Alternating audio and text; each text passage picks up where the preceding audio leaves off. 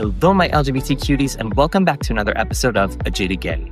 I'm Rob Lovelace, and today we're talking about queer joy. It's often defined in contrast to the heavier narratives that dominate a lot of LGBTQ plus discourse. While it's essential to stay informed about anti-LGBTQ plus legislation, discrimination, and the ongoing challenges facing the community, it's just as important to recognize moments of joy, connection, and celebration that exist alongside them. So what is queer joy? Well, Oxfam, a global organization focused on ending inequality and injustice, describes queer joy as a positive feeling that comes from witnessing progress in gender equality and gender diversity. It's that sense of relief, excitement, and affirmation that comes when LGBTQ plus people are seen, respected, and moving toward greater freedom. Queer joy is more than just happiness. It's an acknowledgement of pleasure, creativity, and resilience in LGBTQ plus lives.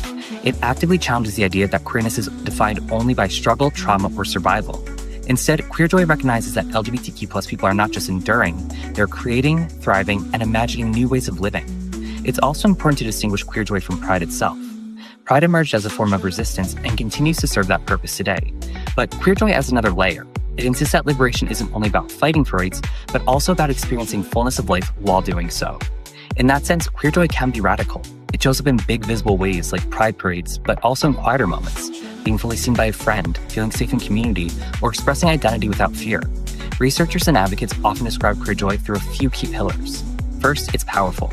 Queer joy expands how society understands gender and sexuality and reinforces messages of diversity and inclusion. Second, it's empowering. It sustains LGBTQ plus people through ongoing struggles while reminding the community that celebration is not separate from activism. It's part of it. Third, it's bittersweet. Joy often exists alongside awareness of ongoing inequality and collective memory of past and present harm. That mix of celebration and grief is part of many queer experiences. Fourth, it's resilient. Even in the face of setbacks, queer communities continue to organize, create, and show up for one another. That persistence itself becomes a form of joy.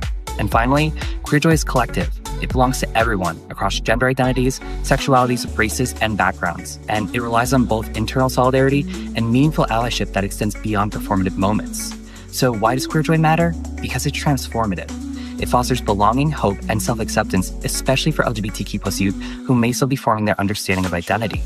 Visibility matters because it challenges outdated narratives that frame queerness only through suffering. Mainstream media has often centered stories of struggle, loneliness, and hardship in LGBTQ plus life. While those experiences are real and important to acknowledge, they don't tell the full story.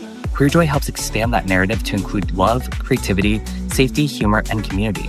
It shows up in everyday life, chosen families, affirming friendships, gender euphoria, creative expression, and spaces where people can simply exist without explanation.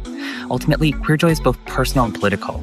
It's a reminder that LGBTQ plus people are not only surviving systems of oppression, they're building lives that contain beauty, connection, and meaning within and beyond them. So if you want to learn more about queer joy, check out the podcast episode and blog post linked below.